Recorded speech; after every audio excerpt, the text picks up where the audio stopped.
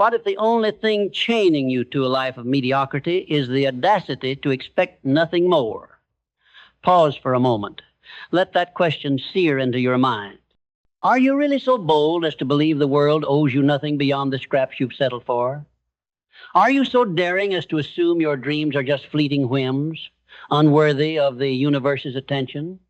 Or is it possible, just possible, that the spark of greatness within you, that restless burning ember you've ignored for so long, is waiting for one simple command: to expect more? Not hope, not wish, expect. With the ironclad certainty of a sunrise, with the unyielding conviction of gravity itself. What if the only thing standing between you and the life you were born to live is the courage to demand it? Let me take you somewhere. Picture a lamp, ancient and tarnished, buried beneath centuries of sand in a forgotten desert. Its surface is dull, its form unremarkable, yet inside it hums a force so potent it could reshape empires. That lamp is you. The genie within, that's your mind, your will, your expectation. But here's the catch. The genie doesn't answer to wishes. It doesn't stir for half-hearted pleas or timid daydreams. It awakens only when you summon it with the fierce, unwavering belief that what you desire is already yours. This is the power of expectation, not a fleeting hope, but a commanding force that bends reality to your will. I understood this, that relentless architect of human potential. He didn't whisper platitudes. He roared truths. He knew that the mind, when fueled by expectation, becomes a forge where dreams are hammered into existence. Let's start with the battlefield, where all victories are first won. Your mindset. Imagine a war-torn plain, scarred by doubt, littered with the wreckage of abandoned ambitions. This is the terrain of the average mind, a place where thoughts scatter like frightened birds, where fear masquerades as pragmatism. But you're not here to cower in the trenches. You're here to reshape the battlefield itself. Mindset isn't a buzzword. It's the foundation of everything. Thomas Edison, with his 1,000 failed experiments, didn't see a string of defeats. He saw 1,000 steps toward light. Each filament that burned out was a lesson, not a loss. His mind wasn't tethered to failure. It was anchored to expectation. He expected the bulb to glow, and so it did. Not because the universe handed it to him, but because he refused to entertain any other outcome. Consider your own mind. What do you allow to take root there? Do you nurture thoughts of scarcity, of not enough? Or do you plant seeds of possibility, watering them with the certainty that they will grow? The world doesn't dictate your mindset. You do. Right now, there's a storm of noise out there, social media screaming for your attention, headlines preaching doom, voices telling you to play small. But you're not a leaf in that storm. You're the storm itself. You decide what thoughts gain entry, what beliefs shape your reality. Hill said it best. Whatever the mind can conceive and believe it can achieve. Not might, not could, can. But belief isn't enough. It must be paired with expectation. The unshakable conviction that what you conceive is already on its way. Let's talk about belief. Not the soft, fleeting kind that flickers like a candle in the wind, but the kind that burns like a furnace. Belief is the steel in your spine, the fire in your gut. It's what carried Abraham Lincoln through a childhood of dirt floors and borrowed books to the White House. It's what drove Oprah Winfrey from a life of poverty and pain to a platform that touched millions. Belief isn't blind faith. It's a calculated act of defiance against the odds. When Elon Musk launched SpaceX, the world laughed. Rockets, reusable rockets, from a man who wasn't even an aerospace engineer. But Musk didn't just believe in his vision, he expected it to happen. He staked his fortune, his reputation, his sanity on it. And when his first 3 rockets crashed and burned, he didn't retreat. He doubled down. Why? Because his belief wasn't a wish. It was a law as certain as gravity. Now, look at your own life. What do you believe about yourself? Not what others have told you, not what your past has whispered, but what you in the quiet of your soul know to be true. Do you believe you're capable of more? Do you believe your dreams are worth fighting for? If not, why? Who convinced you to shrink? The world is full of voices, eager to clip your wings. Parents who meant well, teachers who didn't see your spark, bosses who preferred compliance over brilliance. But their beliefs are not your truth. Your truth is forged in the fire of your own conviction. Hill taught us that belief is the alchemist's stone. It turns the raw material of thought into the gold of reality. But it requires heat, pressure, and unrelenting focus. Focus. That's where clarity comes in. Picture a ship lost in a fog so thick it swallows the horizon. Without a compass, without a star to guide it, that ship drifts aimlessly at the mercy of the tides. That's a life without clarity. Clarity isn't just knowing what you want, it's knowing why you want it, how it feels, what it smells like, what it means. Walt Disney didn't just dream of a theme park. He saw families laughing, children wide-eyed, a kingdom of magic so vivid he could walk its streets in his mind. That clarity wasn't a vague hope, it was a blueprint. He expected it to exist, and so it did. Disneyland wasn't built on whims. It was built on a vision so clear it could cut glass. So, what's your vision? Not the safe, practical goals you've been taught to chase: a steady job, a comfortable life. Those are shadows of what you're capable of. Dig deeper. What sets your soul on fire? What future makes your heart race? Clarity isn't found in a spreadsheet or a 5-year plan. It's found in the quiet moments when you dare to ask yourself, what am I here for? Maybe it's to create something no one else has imagined. Maybe it's to lead, to heal, to inspire. Whatever it is, you must see it with such precision that it feels more real than the chair you're sitting in. He'll call this definite purpose the North Star that guides every step. Without it, you're just wandering. With it, every action becomes a brick in the cathedral of your destiny. But clarity alone is a map without a traveler. Purpose is the fire that propels you forward. Purpose is what kept Nelson Mandela unbowed through 27 years in a cell. It's what drove J.K. Rowling to type through rejection letters and single motherhood, crafting a world that would enchant billions. Purpose isn't a job title or a paycheck. It's the why that wakes you up before dawn, the force that makes sacrifice feel like investment. Hill believed purpose was the engine of success, but it's not enough to have it. You must claim it. You must expect it to carry you. Purpose isn't found in comfort. It's forged in struggle, in the moments when you choose to stand up instead of stay down. Let's talk about discipline. Not the cold, mechanical kind that feels like punishment, but the kind that's a love letter to your future self. Discipline is the bridge between your vision and your reality. It's what turned Michael Jordan from a high school reject into a legend who practiced until his hands bled. It's what pushed Serena Williams to swing after swing, even when the world doubted her. Discipline isn't about perfection. It's about persistence. It's showing up when you're tired, when you're scared, when the world feels heavy. Hill called it the master key to riches, not just money, but the riches of a life well lived.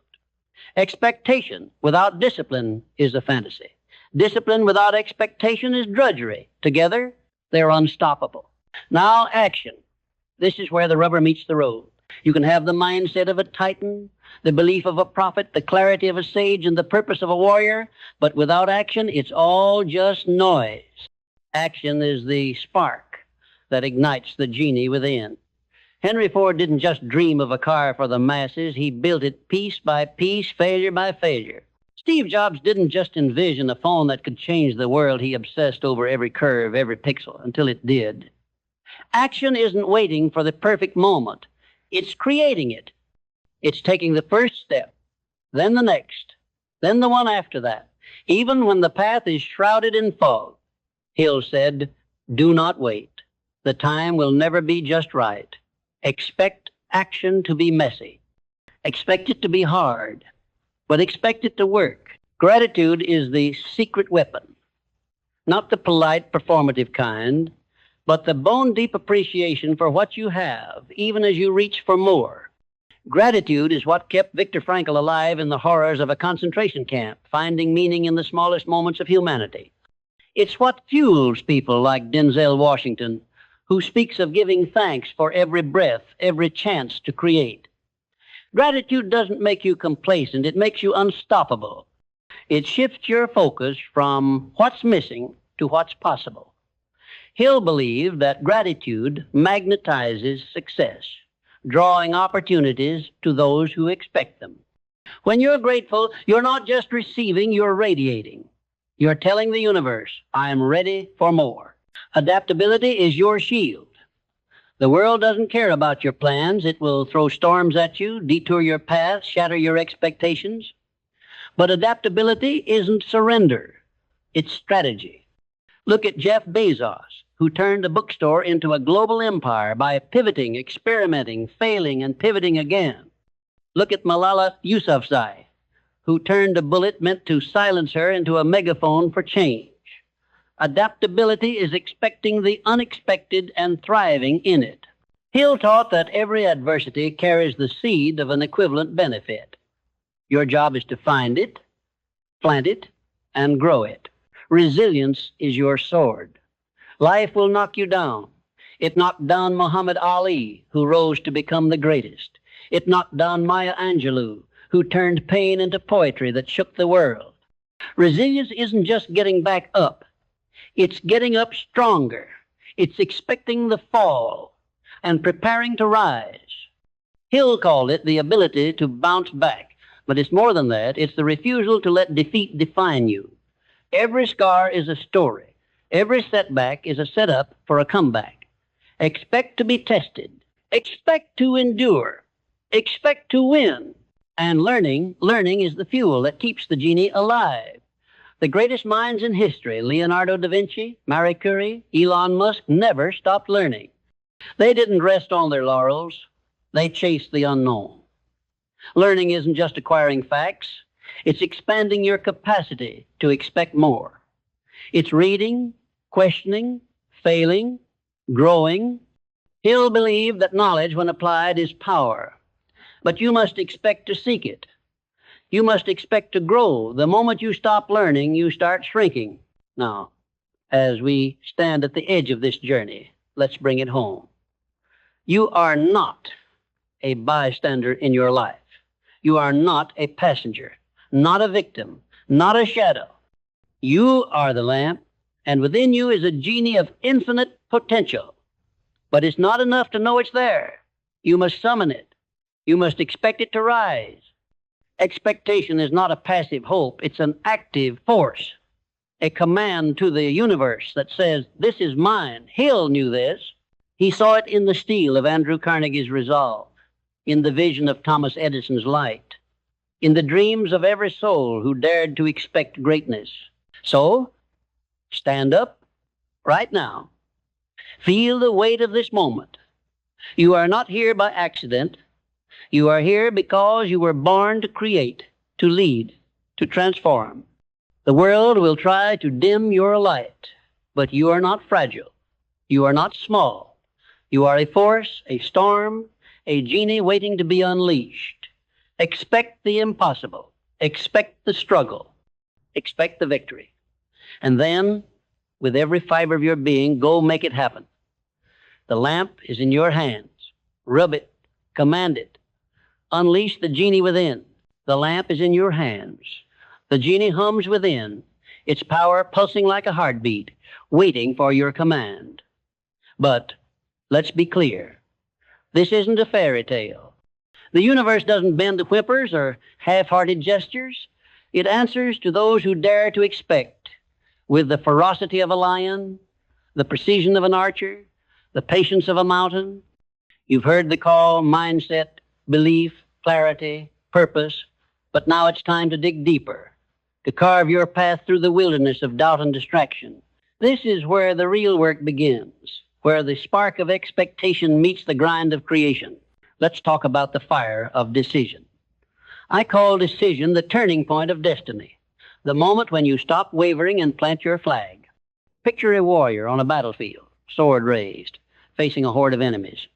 That warrior doesn't hesitate, doesn't second guess. They choose. They act. They expect victory, not because it's guaranteed, but because they've decided it's the only outcome worth pursuing. History is littered with these moments. When Rosa Parks refused to move to the back of the bus, she wasn't just sitting, she was deciding. She expected dignity, not just for herself, but for millions.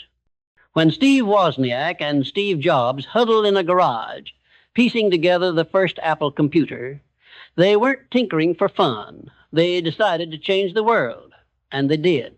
What have you decided? Not what you hope for, not what you're thinking about. What have you staked your life on?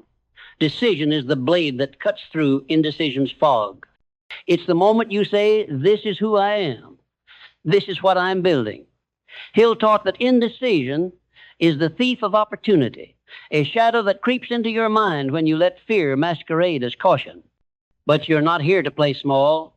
You're here to decide, to expect your vision to take form, to expect your purpose to ignite. Make the choice, not tomorrow, not when the stars align. Now, expect it to matter. Expect it to change everything. But decision alone is a spark without kindling. It needs fuel, and that fuel is persistence. Persistence is the rhythm of progress, the steady drumbeat that drowns out the noise of failure. Look at Thomas Edison again, not the myth, but the man. 10,000 experiments to perfect the light bulb. 10,000. Each failure was a brick in the wall of his success, martyred by his refusal to quit. Or consider J.K. Rowling, who sent her manuscript to 12 publishers before one took a chance. She didn't stop at rejection number 11. She expected the world to meet her story, and it did. Persistence isn't blind stubbornness. It's expectation in motion. It's knowing that every step, every stumble is part of the dance toward your destiny. Let's paint a picture. Imagine a river, relentless, carving through stone. It doesn't ask permission. It doesn't pause to doubt its path. It flows, eroding obstacles, shaping valleys, because that's what rivers do. You are that river.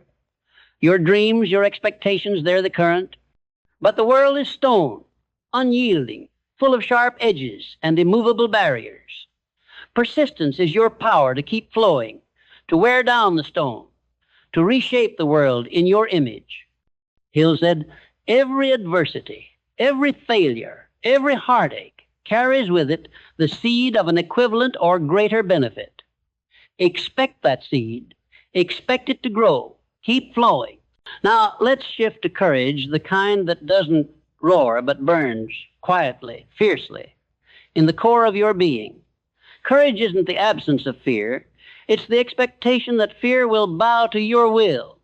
Think of Harriet Tubman, leading souls to freedom through nights thick with danger. Every step was a gamble, every moment a test. But she expected to succeed not because it was easy, but because it was necessary. Or look at modern pioneers like Sarah Blakely, who turned a simple idea of better shapewear into a billion-dollar empire. She faced rejection, ridicule, and a world that didn't take her seriously. But her courage wasn't loud. It was steady. She expected Spanx to change lives, and it did. What's your courage made of? Not the bravado of a moment, but the quiet resolve to keep going when the world says stop. Courage is expecting the fear, embracing it, and walking through it. It's standing in front of your lamp, rubbing it with trembling hands, knowing the genie within might demand more than you've ever given. Hill believed courage was the backbone of faith. Faith in yourself, in your vision, in the universe's willingness to meet you halfway. Expect the fear, expect the doubt, but expect to overcome. Let's weave this into vision again, because vision isn't a one-time revelation. It's a living, breathing force. Your vision is the lighthouse that guides you through the storm. It's what kept Nelson Mandela focused during decades of imprisonment, seeing a South Africa free and united. It's what drove Elon Musk to stare at the stars and expect to colonize them. Your vision isn't a daydream, it's a contract with your future. But it demands detail. You can't just want success. What does it look like? Is it the sound of applause as you step onto a stage? The feel of a book you've written in your hands? The sight of a business you've built thriving? Paint it. Taste it. Expect it to be real. And here's where expectation becomes alchemy. Hill taught that the subconscious mind is the bridge between thought and reality. Feed it vivid images of your vision, and it will work tirelessly to make them real. But feed it doubt, and it will sabotage you just as fiercely. Your subconscious doesn't argue, it obeys. So, what are you commanding it to do? Are you filling it with the expectation of triumph, or are you letting it fester with what-ifs? Every night as you close your eyes, see your vision, feel it, expect it. Let it seep into your bones until it's as real as the ground beneath you. Now, let's talk about the power of association. Hill was adamant. You become the company you keep. Surround yourself with dreamers, doers, believers, people who expect greatness and demand it of themselves. Andrew Carnegie didn't build his empire alone. He surrounded himself with minds sharper than his own. The Wright brothers didn't conquer flight in isolation. They fed off each other's belief, each other's expectation. Who's in your circle? Are they lifting you up or pulling you down? Expect to be challenged. Expect to be inspired. And expect to outgrow those who can't match your fire. This brings us to faith, not the religious kind, though it can be, but the faith that moves mountains. Faith is expectation in its purest form. It's what carried Martin Luther King Jr. to the steps of the Lincoln Memorial, speaking of a dream he expected to see realized. It's what pushed Malala Yousafzai to keep speaking, even after a bullet tried to silence her. Faith is the certainty that your genie is real, that your lamp isn't just metal but magic. Hill called it the eternal elixir that transforms thought into reality. Expect your faith to waver at will, but expect it to hold. Feed it with action, with persistence, with gratitude. Gratitude again, because it's not a footnote, it's the heartbeat of expectation. When you're grateful, you're not just thankful for what is, you're expectant of what's coming. Look at Oprah, who started with nothing but a voice and a fire in her soul. She's spoken of gratitude as her anchor, the force that kept her grounded even as she soared. Every morning, give thanks not just for the big wins, but for the breath in your lungs, the chance to try again. Expect gratitude to transform you. Expect it to open doors. And as we move forward, let's confront the shadow, failure. Not the kind you read about in history books, but the kind that feels like a punch to the gut. Failure is inevitable. Expect it. But don't fear it. Failure is the forge where expectation is tempered. Every icon you admire, Bezos, Rowling, Musk, Angelou, failed spectacularly. But they expected failure to be a teacher, not a tombstone. When Amazon lost millions in its early years, Bezos didn't quit, he learned. When Rowling's manuscript was rejected, she didn't stop, she refined. Expect failure to sting. Expect it to teach. Expect it to make you stronger. Failure is not your enemy. It's your forge, your crucible, your classroom. But let's not romanticize it. Failure hurts. It's the bitter taste of a dream deferred, the weight of a door slammed shut. Yet, within that sting lies the seed of your next victory, if you expect it to be there. I knew this. He didn't see failure as a dead end, but as a detour, a chance to recalibrate, to sharpen your blade. Think of Walt Disney, fired from a newspaper for lacking imagination. Imagine that. The man who built a kingdom of dreams, dismissed as ordinary. But Disney didn't just endure failure, he expected it to fuel him. He saw every rejection as a stepping stone, every closed door as a challenge to build his own. And so he did. His expectation wasn't just to survive, it was to create something the world had never seen. So, what's your failure teaching you?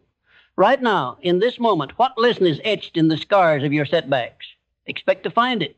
Expect the pain to reveal a truth you couldn't see before. When Henry Ford's early ventures collapsed, he didn't retreat to safety. He studied the wreckage, found the flaws, and built the Model T. When Maya Angelou faced a childhood of trauma and silence, she didn't let it define her. She expected her voice to rise, and it did, in words that still echo across generations. Failure is not a verdict. It's a question. What will you do with it? Expect it to shape you. Expect it to propel you. Expect it to be the raw material of your masterpiece. Now, let's turn to adaptability, the art of bending without breaking. The world is not a still pond. It's a raging sea, full of currents that shift without warning. Your plans will capsize. Your path will twist. Expect it, but don't fear it. Adaptability is the sail that catches the wind of change and turns it into motion. Look at Jeff Bezos, who didn't just build an online bookstore. He expected Amazon to evolve, to become a behemoth of commerce, cloud computing, and innovation. When the dot-com bubble burst, he didn't cling to a sinking ship. He adapted, pivoting toward new horizons. Or consider Malala Yousafzai, who, after surviving an assassination attempt, didn't retreat into silence. She adapted, turning her pain into a global platform for education. Adaptability isn't compromise. It's strategy. It's expecting the storm and learning to dance in the rain. What's your storm? Is it a career that's stalled, a dream that's shifted, a world that's changed faster than you can keep up? Expect it to challenge you. Expect it to demand more, but expect to rise to the occasion. Hill taught that every adversity carries the seed of an equivalent benefit, but you must be willing to pivot, to reframe, to find the opportunity hidden in the chaos.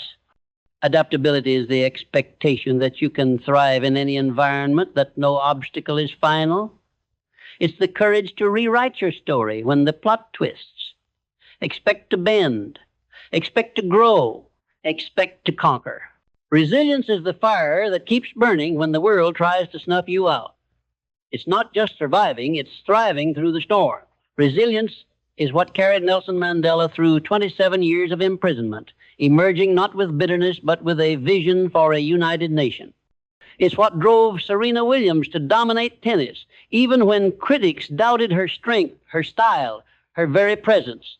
Resilience is expecting the blows and standing taller after each one.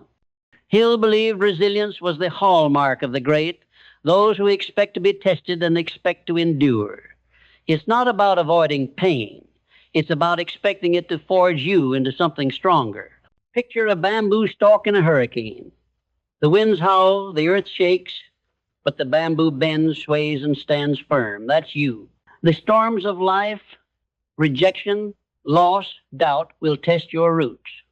But resilience is the expectation that you are unbreakable, not because you're invincible, but because you're adaptable, because you learn, because you rise. Think of J.K. Rowling, whose life was a tapestry of struggle before Harry Potter became a global phenomenon. She expected rejection, but refused to let it define her. She expected hardship, but used it to fuel her creativity. Resilience is the expectation that every fall is a setup for a comeback. Expect to be knocked down. Expect to get up. Expect to shine. Learning is the lifeblood of expectation. It's the oxygen that keeps your genie alive, the fuel that powers your lamps. The greatest minds in history, Leonardo da Vinci sketching inventions centuries ahead of his time, Marie Curie unraveling the mysteries of radiation, Elon Musk teaching himself rocket science, never stopped learning. They expected knowledge to be their edge, their weapon, their wings. Hill called applied knowledge the key to power. But it's more than that. It's the expectation that every question has an answer, every challenge a solution. Learning isn't passive. It's an act of defiance against stagnation. It's expecting your mind to grow, your skills to sharpen, your vision to expand. What are you learning today? Not just from books or courses, but from life. From the colleague who challenges you, the failure that humbles you, the stranger who inspires you. Expect to be a student forever. Expect every experience to teach you something. When Steve Jobs was ousted from Apple, he didn't sulk, he learned. He built Pixar, revolutionized animation, and returned to Apple with a vision that changed technology forever. Learning is the expectation that you're never finished, that every day is a chance to become more.